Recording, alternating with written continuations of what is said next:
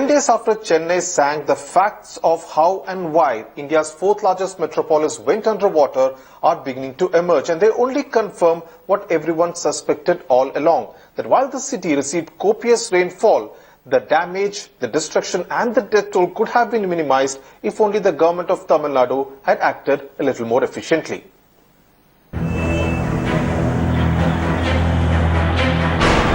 This is what Chennai went through on December 1st and 2nd, pounded by heavy rainfall and even greater discharge from the Chembar-Bakkam reservoir 23 kilometers from the city. As the residents of Chennai pick up the pieces, the post-mortem on what led to Chennai sinking has begun. And what has emerged is a disturbing picture of officials not showing the presence of mind to release water at periodic intervals.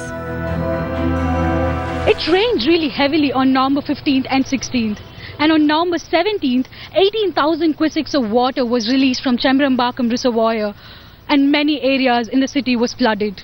Now, given that the Met Department had warned about further rains, it was supposed to be the government officials' duty to release more water during November 24th and 30th when the rain was less. But it was not done. People speak of how their hearts skipped a beat when they saw waters gushing into their homes, with no warning given. We are not told about this Alapakkam area and this Chembar-Bakkam we heard from this TV. But no one has come for here for rectification. When I came back, I was not allowed into my own street. I took a detour and I covered like almost 1 kilometer extra and came into my street. They just said, yeah, you take care of your things. You just vacated where this is a sloppery and a lower area where water can easily come into your homes. The authorities, however, blame it on the elements. When the lakes start surplusing, whatever is the intake has to be released, otherwise the lakes would breach. And therefore they had to step up the release of the water, and it was done in a graded manner. But the warning signals were there for long, say environmentalists. The fact that the lake beds were converted into a concrete jungle with several IT companies given space meant an invitation for disaster. The government, of course, has been completely lax or has been complicit. If you look at Chennai, the Corporation of Chennai is one of the biggest violators of the coastal regulation zone because they have laid about 5.8 kilometers of roads between Chennai and Neelangarai. Chennai underwater has not been a pretty picture. It has severely dented brand Chennai and, more importantly, shaken public confidence in the powers that be that can keep its citizens safe. With Rohini Swami in Chennai, Akshay Nath for India Today.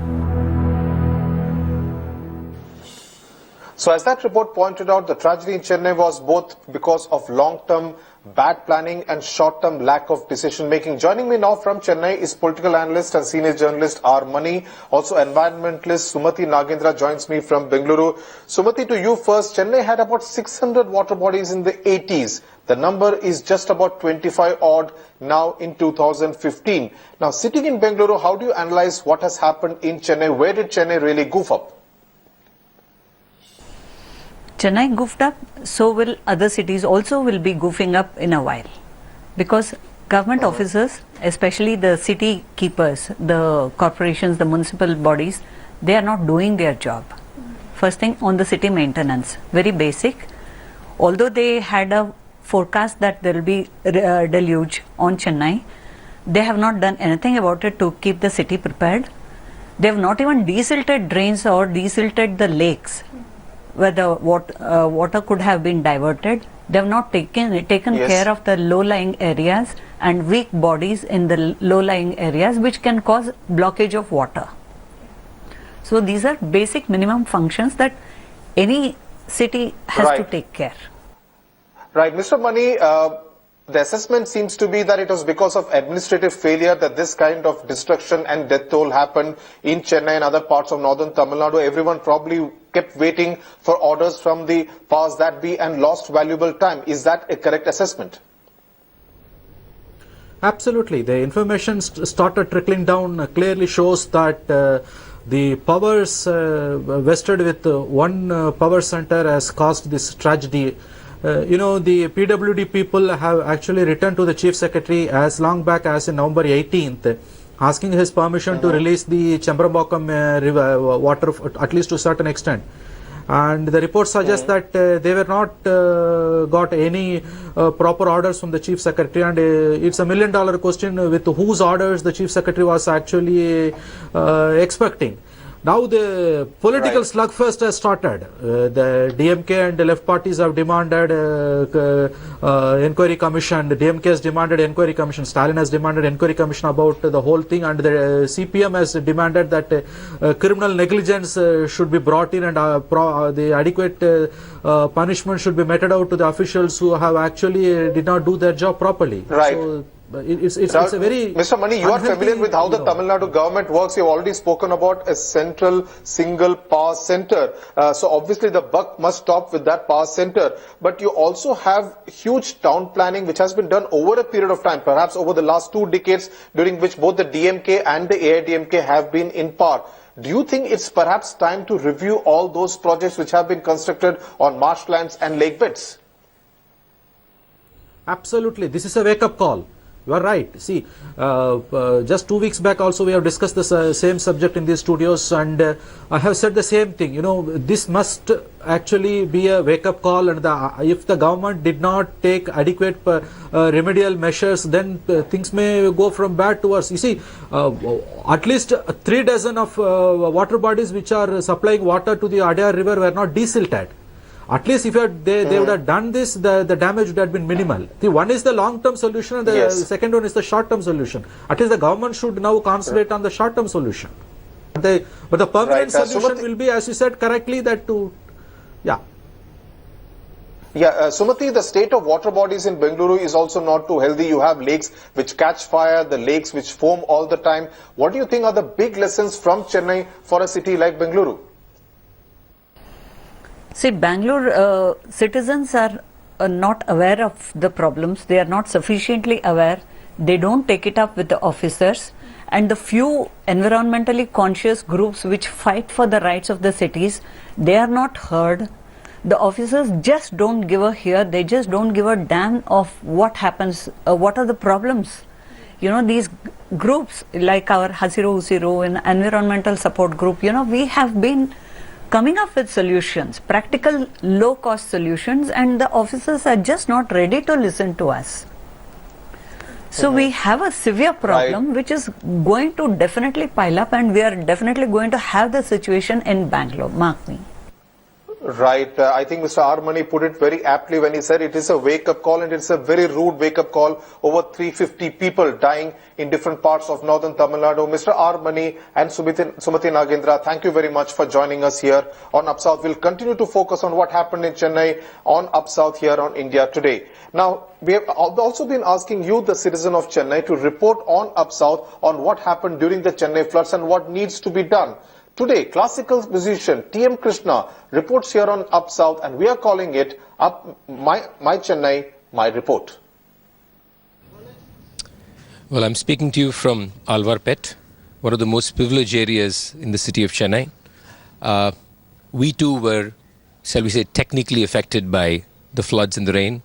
There was water all around, about 4 feet, 5 feet in front, a little river and a stream flowing behind. But the truth of the matter is things became much easier in about 12 to 15 hours. That's about the time we struggled. We didn't have electricity for 3 days. But it really seems silly talking about these little things in life, considering what has been happening to the larger Chennai and to the people who have been really suffering. And as they say, money is raining down on the city. The stocks and relief material is raining down the city, which is lovely. And there are a lot of volunteer groups around the city and in its outskirts working.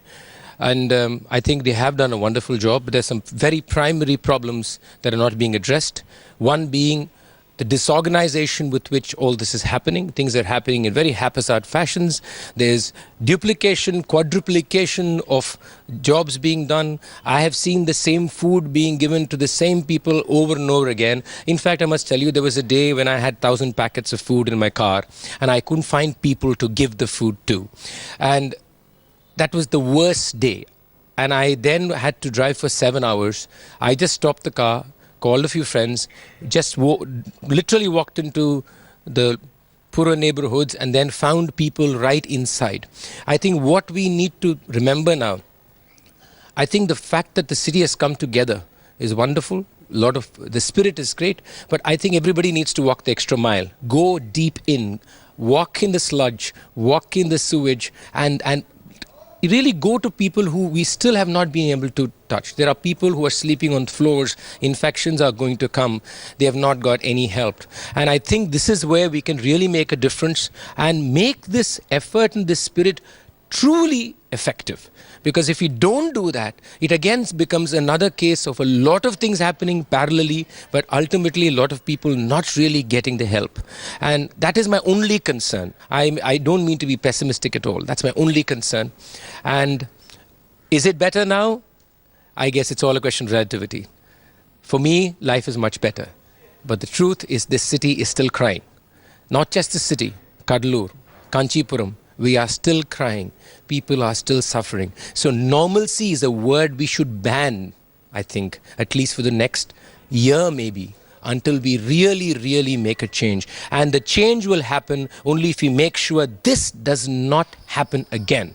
And it's not about politicians and not about governments. It's about you and I holding on to the spirit that we have over the last 7 days for the way we will live our life. This is T.M. Krishna talking to you from Alvarpet, Chennai for India Today. Now the Chennai floods have been about destruction, distress, death and sorrow. But there have been also a lot of stories about the spirit of Chennai, like policemen and women not going home, doing their duty on the ground, rescuing people even when their own homes in different parts of Chennai were underwater, and of doctors who stayed put at the hospital because their patients needed them the most in this hour of crisis.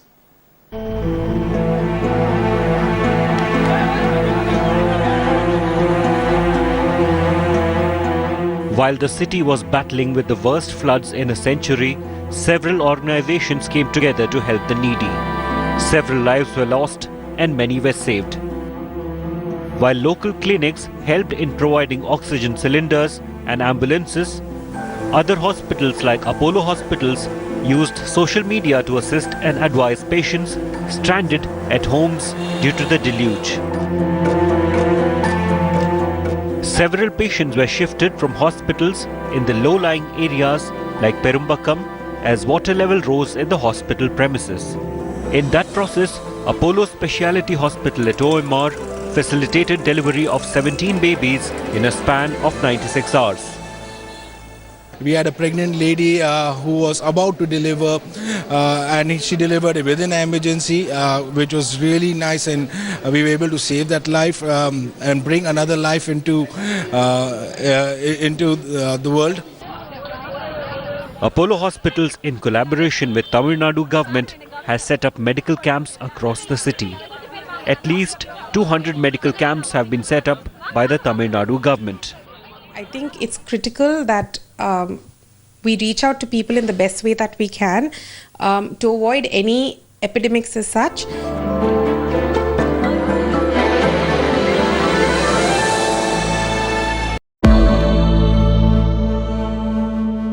Let's talk about the thick blanket of smog that continues to trouble residents in the national capital, which has also become a major hazard for health as well. The polluted air that penetrates deep into the respiratory tract and cause harm to the lungs. The winters are upon us. Time to take out your sweater jackets and, in my case, cap. In fact, my colleague Rohit has already started knitting. Now, Sony smartphones, I really like them, because they have their own design philosophy.